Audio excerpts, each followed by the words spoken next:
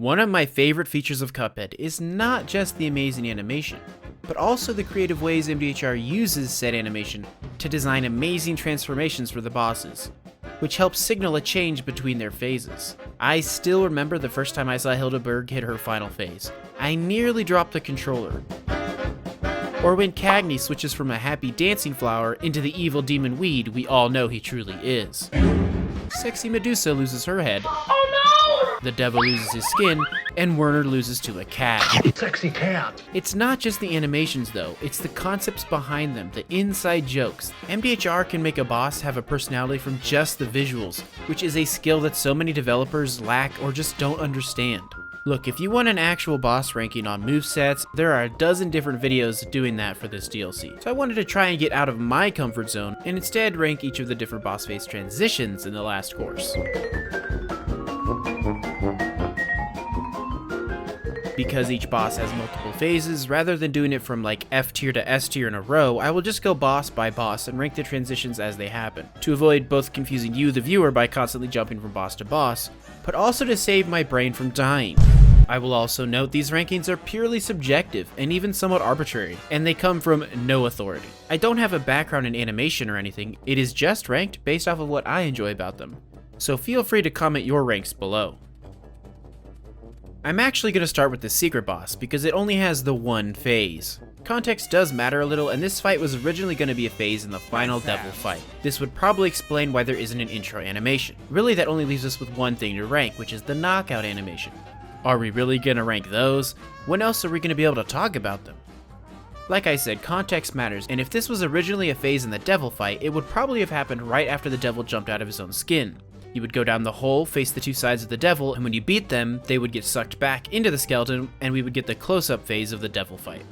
Something cool to note is how terrified the demon looks when it realizes it's going back into the devil, while the angel has a scared but kind of accepting look, like saying a quick prayer before it happens. I am loving digging deeper into these bosses' lore and stuff, so check out the original video if you haven't, and keep an eye out for the part 2 one.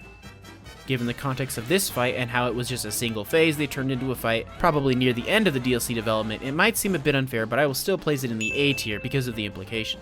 Let's move on to Glumstone. Man, this DLC is funny. He starts out as a stone mountain, so I guess he slept for so long that this happened. The gnomes literally have a gold mine running inside of him. Anyways, a gnome hits his gold tooth with a pickaxe, which would give anybody a rude awakening. Hilarious intro, funny animations, S tier. The phase 1 transition is also funny, with Glumstone getting really pissed off and attempting to tear himself free from the stones holding his beard down. This facial expression is exactly what someone who's attempting to pull their own beard off would make, and instantly having bandages underneath is a pretty good touch. Another S tier. Phase 2 is decent, as Glumstone breaks the rock you are on and opens that mouth wide. Those are some scary hippo looking teeth. It's a funny animation, but very short, and there isn't really anything going on once you get swallowed. A tier. The knockout animation is also just A tier, although I will say the sound it makes is pretty off-putting. Mortimer Freeze, aka the Ice King from Adventure Time, You're hitting on me. has some of my favorite character designs in the entire game. Saying that, the intro is also just an A tier. We do get a look at Mortimer's freakishly long legs as he comes off the throne and does a little skating flourish to pick up his hat. The first transition is kinda eerie as Mortimer rings a bell and all the snow cultists raise their arms and some get these really creepy smiles on their faces. A giant snow corpse hanging from the ceiling by chains is lowered and Mortimer goes inside of it, and it can either turn into a fridge or charge you. It's surprising, unsettling, and it's just the start. Cause the second transformation has the snow giant get Darth Mauled and Mortimer gets sent into the atmosphere where he comes down from the sky as a snowflake and does a little dance. The whole theme of this fight is really cool, so if you want to hear more about it, you should subscribe. I have an entire video coming out soon on this very cool boss. I would actually give this transition an S tier, just because of how gorgeous it is. The arena changes, the expressions it makes, yes to all. The knockout animation is fun, the snowflake melts away, and instead of the usual loud explosions, we just get Mortimer shivering with a thermometer in his mouth and an ice pack on the head. S tier. I'm gonna give an A to the Bootlegger Boogie intro. We see the cast of the first 2 phases, including the brains of the operation, this cursed snail. The first transition is actually really fun. For me, it always seems to happen right when this excellent song gets snappy. The spider has had enough and pulls on a rope which lowers the light bug down. Animation is quality, but I just like how snappy this feels. S tier. I have explained in previous videos that the anteater popping onto the scene was a huge nostalgia wave for me. Plus the little hat tip is cute. This one is an SS tier, just so good, and the fight isn't even done. Because of course we get everyone's SS tier favorite fake knockout. The fact that webs are holding it down, we have some bootleg workers trying to keep it open, and the snail giving us its best knockout impersonation. This isn't even taking into account the amount of people that actually got duped by this. What a fun joke phase. Plus the anteater collapsing looks great. And then we get this damn snail. I survived this with 1 HP the first time it happened, so I got to have a real Thought you could pull one over on me, eh? moment. And then we get the A tier knockout animation, which is just the anteater giving the snail a wild ride.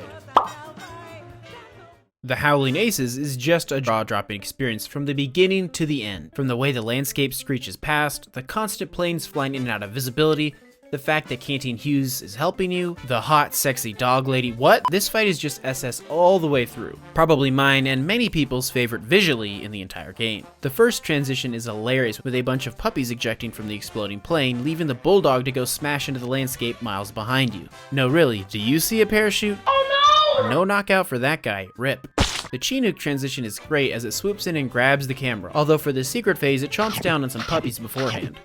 The knockout animations are also fun, with the normal having sexy dog lady shocked that you would even do something like this, and the secret death animation being pure chaos as the Chinook just randomly loses a tooth.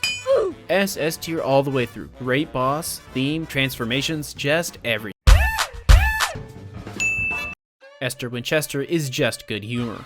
We start out with a saloon on wheels and can see a wanted poster for this evil cow right before she bursts out of the second story window, setting up the Western theme perfectly with this music. The next transformation is where it starts getting crazy as Esther just opens the top of the saloon, sticks her tongue out at you, pulls out a vacuum cleaner, and proceeds to just suck up that entire saloon. What a troublemaker. Look, she even walks on her spurs. Edgy punk. The third phase transition actually got me killed the first time it happened. I don't know, I should have expected it, but I had a good laugh at this one. The vacuum overcharges and sucks Esther in, and then reveals itself to be a MDHR slow cooker, which explodes to an Esther made entirely of beef franks staring at herself in horror. It's so messed up, but so funny in all the right cartoonish ways. SS tier for sure. We then see in the next one, Esther gets sucked into the MDHR Prairie Dog's distribution can, which starts firing her franks at us. This one is really just an S tier because compared to the others, it's really simple and more of a continuation of the same still great joke. After defeat, we see a bunch of Frank angels playing banjos ascending to the astral plane from the can, which has a kind of bullet hole shaped in it. My personal favorite plane fight and just great themes and transformations all around. Finally, we get to the final boss of the DLC, Chef Saltbaker himself. They really did go all out here. There are plenty of great videos on the different animation references and inspirations, so I won't go into too much detail on those. I also did an entire video on the story of Saltbaker, which you might have already seen. The build up to the reveal and fight is great, and the intro is a sinister Saltbaker do a little prep motion before he begins to slaughter the ingredients. The first transition has Saltbaker slamming the table before popping a shroom and scooping you up, exploding in size and doing a finger snap. There is a reason this is on everyone's thumbnails, just a fantastic example of why MDHR is so loved. You can see the amount of work and effort they put into this stuff. The next transformation is really evocative. As Saltbaker breaks apart, the screen goes white, and then we see this like post-apocalyptic end-of-the-world type visuals with the broken baker in the background lying in mounds of his own salt and the remains of the bakery. Also, the skybox animation is, dare I say, chef's kiss?